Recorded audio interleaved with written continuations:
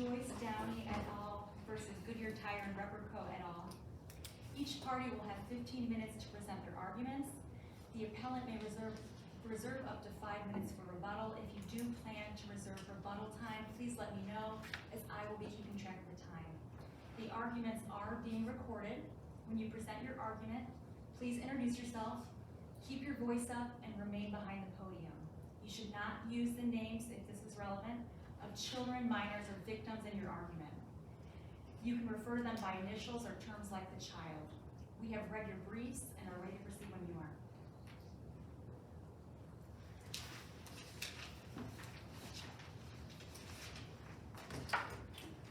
Good morning.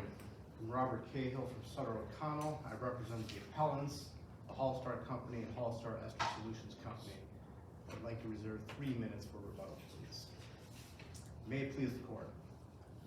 This matter deals with plaintiff's claims of asbestos exposure to John's Mansville asbestos allegedly distributed to plaintiff's employer, the Goodyear Tire and Rubber Company, by the C.P. Hall Company, to which plaintiff alleges appellants are the successor.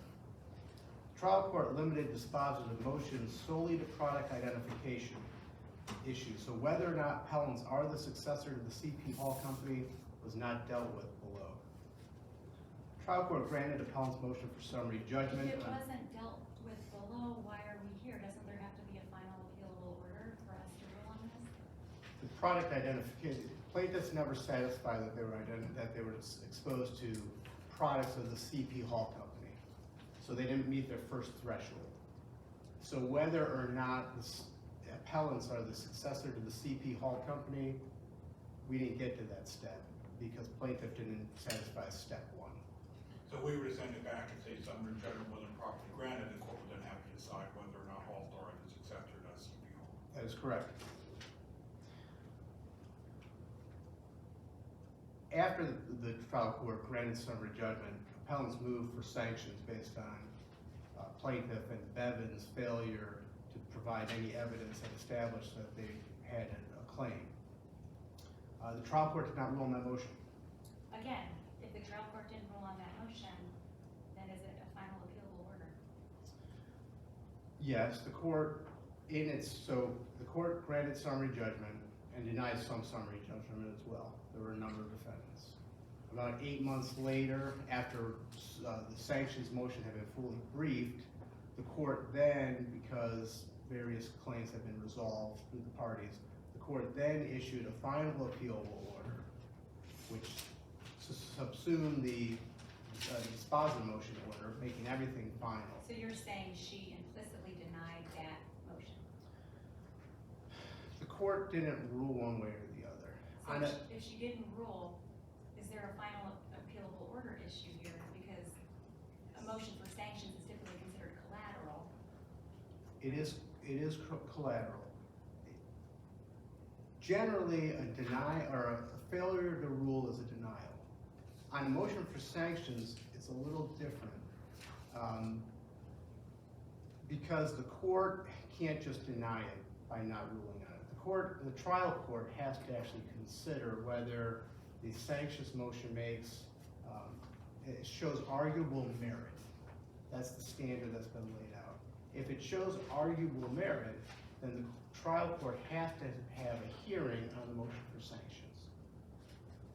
Can't the court still have a hearing? The court did. The relief we seek is that it's remanded to the trial court. Isn't your appeal more like a petition for a writ of prosciendo? You're asking us to make the trial court rule on something that she hasn't done, and it's collateral matter, so she could really rule on it at any time. We filed the notice of appeal. The motion for sanctions had been pending after it was fully briefed for about 8 months. Trial court issued its final order. We filed a renewed motion for sanctions. Trial court again did nothing on that. In an abundance of caution, we filed our notice of appeal. Now, plaintiff also cross-appealed, so I think we would be here anyway. We did that in abundance of caution because we would be in limbo. And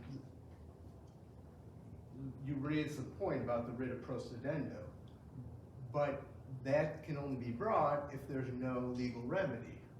And in this instance, arguably, we had a legal remedy by appealing and asking for the appeal to be stayed and returned to the trial court. That's actually what we did. Shortly after we filed our notice of appeal, we filed a motion to stay the appeal, asking it to be sent back to the trial court for that hearing. Plaintiff and Bevan opposed that motion, and the court denied it, putting us here. Now, on the flip side, the heart of this appeal and the heart of our sanctions motion is really the summary judgment order, because plaintiff and Bevan did not provide any evidence, any Rule 56C or E evidence that would establish that plaintiff was exposed to products of the CP Hall Company. That is the basis for the motion for sanctions. It's the basis for their cross appeal. So dealing with this issue here and now is actually helpful, because if this court affirms the summary judgment and we go back to the trial court, well, there's no issue that it can be reversed. If the court agrees with cross appeal and overrules us, well, then we're not entitled to sanctions in any event. So we didn't want to find ourselves in limbo where we, you know, the time to appeal had run, and because the time to appeal had run, we didn't have the right to really seek a writ procedendo because we had let the remedy by law expire. And regardless, the remedy you're asking from us is send it back to trial court. You're not asking us to decide the issue, go back there, let them decide it. However we get there, not final, will you write on the merit, doesn't matter to you, this should be it in trial court time. The only remedy we seek is that this court send the case back to the trial court to have the hearing on the motion for sanctions. It's for the trial court to decide. We don't have a record on which this court could decide that issue. If we dismissed your appeal because you don't have a final appealable order, wouldn't that also put you in a position where you don't have an adequate legal remedy other than a writ?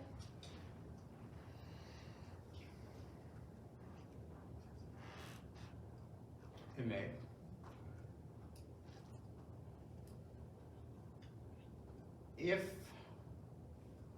I mean, obviously it depends on what happens with the other side of the appeal, right? If summary judgment is affirmed and our appeal is dismissed, then we would again seek that the court have a hearing. And if it doesn't, then maybe we seek a written procedendo. But we were kind of in a limbo, right? It's like, there's no obvious answer which way to go here. Counsel, Yes. with respect to all those issues aside, but with respect to the merits of your argument, the three requirements on a ruling for sanctions are, if the court is going to grant such motion for sanctions, the court needs to do three things. You're saying, if we deem it to have been denied, we should still require a hearing. Correct. So the law that says a hearing is required if you're going to deny a motion for sanctions is not in the statute. So where is it? Okay. Well, Revised Code 232351B2 requires a trial court to hold an evidentiary hearing on the motion for sanctions. And then in this court's ruling in Harold Pollock Company, LPA versus Bishop, which is 2014 Ohio 1132, this court held that Revised Code 232351 requires a hearing when a motion for sanctions demonstrates arguable merit. The determinative factor is whether the motion for sanctions demonstrates the absence of a triable issue on its face. And in this instance, we have that, because in support of the brief in opposition to our motion for summary judgment, there were 6 exhibits. Exhibit 1 was the affidavit of one of Bevan's associates saying that there are procedural issues that need to be dealt with before we can respond to this summary judgment. So it's a non-issue. Exhibit 2 were discovery responses from the CP Hall Company from, I believe, 1989. But those weren't verified. There's no verification, there's no other indice that suggests that they were authenticated in any way. Quite frankly, that is not Rule 56C evidence. In order to have interrogatories, you have to have a verification. There were also documents attached to that, which cross-appellant Bevan had really pointed to as the meat of their evidence, saying how much asbestos was provided by the CP Hall Company to Goodyear. But those documents that were attached to the interrogatory answers are unauthenticated. You need an affidavit in order to have that be considered evidence at the summary judgment stage. So were those arguments made in response to the motion for summary judgment? Yes. So in our reply brief, in support of our motion for summary judgment, we specifically stated that exhibits 2, 3, and 5 are not evidence pursuant to Rule 56C. And you're running into your rebuttal time. Do you want to reserve? I think I reserved 3 minutes. Oh, okay, I'm right? sorry, I thought you said 5. Okay. Yeah, thank you, Your Honor. I appreciate the heads up. Sure. Let That's me kind of ask you this, kind of cutting to the chase a bit. Yeah. The trial court found there was evidence, plaintiff's evidence showed that All Star supplied thousands of pounds of John Manville asbestos to Goodyear, and that decedent said he saw a Jones Manville product used. Is that, do you dispute that plaintiff evidence, or are you telling me that part of the evidence that's improperly before the court? The plaintiff's testimony is clear that he couldn't identify any specific products. He wasn't sure whoever was exposed to it, and to the extent he had any idea or thought that he was, it was hearsay. The court relying on those, the trial court relying on those exhibit 2 for how much was delivered, that was improper by the court. It's not evidence that can be considered by the court at that stage. It's unauthenticated. It's from 1989 or earlier. Who knows the veracity of those documents? You made that objection in a footnote, according to the other party, and it doesn't look like the judge even ruled on that. It looks like she did consider all of the. Well, it wasn't actually a footnote, Your Honor. It was in the body of the brief.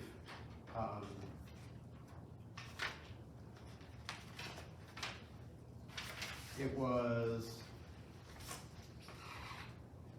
in our June 8th, 2023 reply and support. That's record document 349 on page 15 in the body of the brief. And it said exhibits 2, 3, and 5 are not proper Rule 56C evidence. Now, we raised that it's not proper evidence. What the trial court does with it at that point, we raised it. We can make that same argument here, which is what we're doing because we preserved it. I'll reserve the rest of my time for rebuttal. Thank you.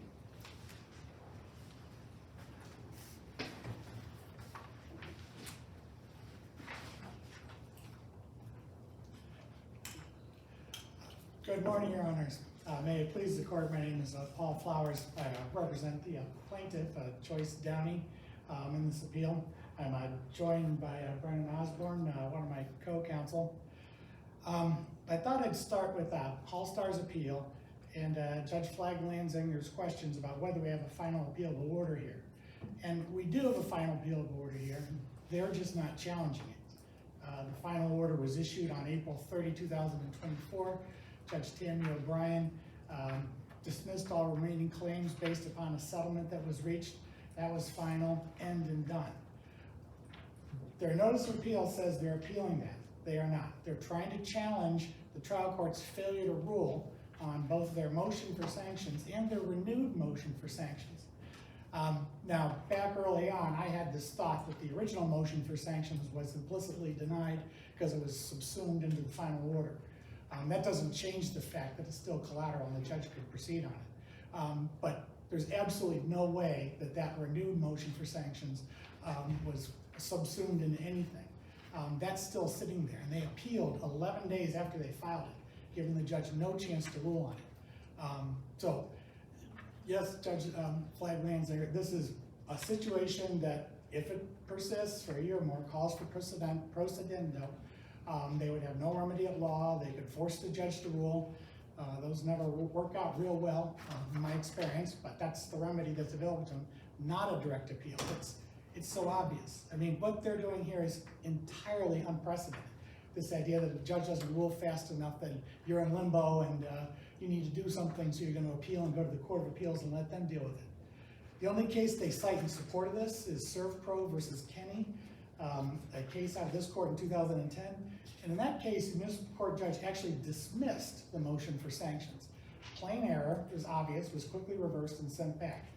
Judge O'Brien hasn't done anything like that here, nor could she. 11 days after the renewed motion was filed, they filed a notice of appeal. So it doesn't matter that this appeal might be helpful. It doesn't matter that they feel like they're in limbo. It is a jurisdictional requirement set forth in our Constitution, and it is, as a matter of law, an appeal that has to be dismissed. But it is a tricky situation. Is there any case law on whether in this pre-judgment motion for sanctions is not denied upon a final judgment entry? No, because we couldn't find anything one way or the other on it. It's tricky and it's really odd. You know, I mean, it's not so odd that the judge doesn't, rule right away on motion for sanctions. That happens. It's just odd that this appeal was filed. Especially when you had a renewed motion out there that basically said the same thing. So yeah, no, we couldn't find anything one way or the other. This court's dealing with new ground on this, but the answer seems pretty clear to me. That takes me to my cross appeal, which deals with whether or not Judge O'Brien properly granted summary judgment in favor of defendant Hallstar. Hallstar, we allege, later acquired the infamous CP Hall company that was selling asbestos here in Akron for several decades. The judge, let me just be real clear about this, Judge O'Brien factually had it right, and she had it right. You're right, Judge Flaglands, she did not rule upon their motion, it wasn't even a motion, their footnote about the exhibits being not proper summary judgment exhibits. She actually considered them. She reached the correct conclusion, which was that CP Hall Company had been selling thousands of pounds of asbestos to Goodyear, where our decedent, David Gordon, worked. His exposure is actually stunning in comparison to most asbestos cases. I mean, he's working at this same company, albeit at different facilities, for Goodyear, for a total of 34 years. And of those 19 of those years, CP Hall Company is supplying thousands of pounds of asbestos to Goodyear. And what's significant about this, and about the testimony from Mr. Gordon, which fortunately they were able to take before he passed away from mesothelioma, what he said was the only asbestos he ever remembers being around and working near was Johns Mansville asbestos. It was on the bags, and it jumped out at him because he thought Johns Mansville sounded like such a Hollywood name. With all the information out there, all the discovery that could be conducted, Goodyear is still a company that exists and undoubtedly has all its records. There's never been any proof that anyone else was supplying Johns Mansville asbestos to the Goodyear facility where the decedent worked, other than CP Hall Company. And Mr. Gordon was very clear. I mean, he was, as a machinist and both an inspector, he was working in the gasket replacement department. There was dust in the air, they were grinding. There were workers with the bags of asbestos scooping it out with their hands, and this is raw asbestos. It's in the air. It's just as solid a case as exposure as you can get. And Judge O'Brien has the facts right, but what she does is she errs on applying the substantial factor test. It's part of RC 2307.96. And the judge rules that the plaintiff has to show that there are no other sources of this asbestos, no other sources of asbestos that could have caused his mesothelioma. And that's just not the law. It's an impossible burden. The statute doesn't say that. The statute says you have to show a substantial factor, and here it appears to be the only factor. There's no other sources of asbestos identified that would have been in the facility where he worked. Goodyear was purchasing other sorts of asbestos. We know that from Exhibit 3. So we have substantial factor exposure over a long period of time, and the case that's right on point with this is out of the 8th District in Maddie versus Honeywell. It's a 2020 case. They specifically reject the idea that all other sources of asbestos have to be eliminated by the plaintiff. The defendant can certainly introduce other sources, but There was only a paragraph in the journal entry about the defendant, and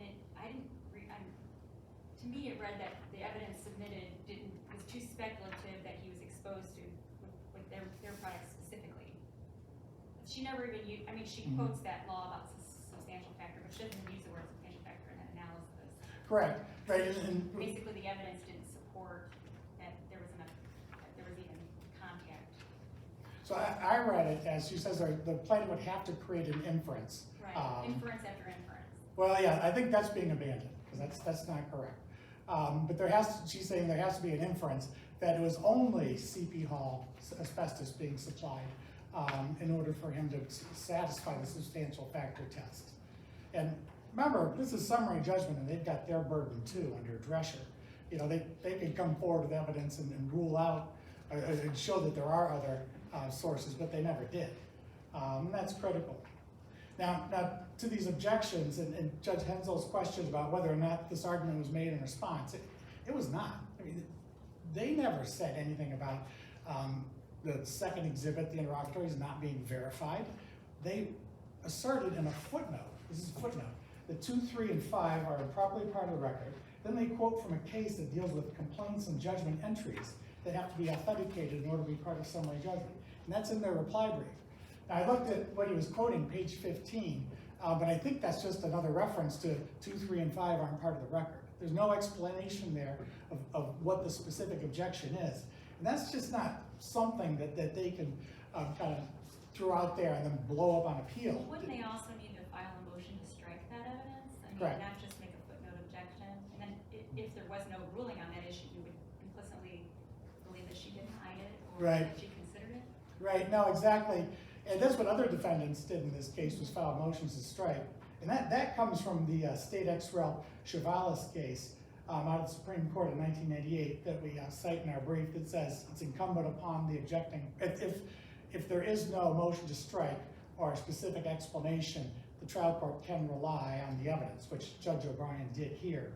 And that's a mandamus case, but it was applied in the summary judgment contracts in context in Green versus Partridge out of the 4th District in 2016. So yeah, counsel needs an opportunity to correct mistakes, and that's why it requires specific objections, which we don't have here. And even then, you know, I would have a big problem if Judge O'Brien said, yeah, you're right, none of this is authenticated, I'm not considering it, because then I would have to deal with this. But she did consider it. She did not grant their objection, if there's a way to do that, or grant their footnote. But that's kind of the crux of it, is that she considered it and she got it right. They're not challenging that on appeal. So that just leaves us with the singular legal question of whether or not the statute, as part of the substantial factor test, requires us to rule out other sources of asbestos. And the Maddie case out of the 8th District says no, that's not the case. I think I've covered everything I intended to cover, so we would ask you to, same relief the defendants want. We'd like to ask you to send this back, but with the summary judgment ruling reversed. Thank you. You have 2 minutes and 16 seconds. Thank you, Your Honor.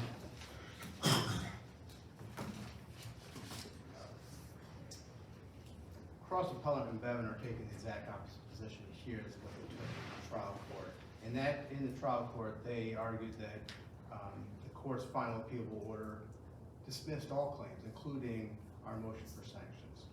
So then they were saying it was denied, now they're saying it's not properly appealed. So they're taking whatever position is expedient for them to take. This court reviews summary judgment motions de novo. It takes a look at the evidence and based on what are the rules. We raised a proper objection to to Exhibit 2. It's not in a footnote, it's in the body of the brief. We said it's not 56C evidence, it's not proper evidence under Rule 56C. That is a sufficient argument to raise. When we get an appeal, obviously we've detailed what that is, but to get to the trial court's inference on inference, quite frankly, we never even get there because there is no evidence that gets us to that point. That those documents attached to unverified interrogatories that don't have an affidavit supporting what they are cannot be considered. It's that, I think it's really that simple. The trial court shouldn't have even made that analysis. We don't get into the inference on inference analysis. I think the trial court is right. It is an inference on inference, but in the first instance, you don't even get to that because there's no evidence that establishes that you should even be considered. Quite frankly, plaintiff and Bevan offered no evidence in support or in opposition to our motion for summary judgment. And the trial court ultimately made the right ruling. That ruling should be affirmed, and this court should send the case back to the trial court for a hearing on our motion for sanctions. Thank you.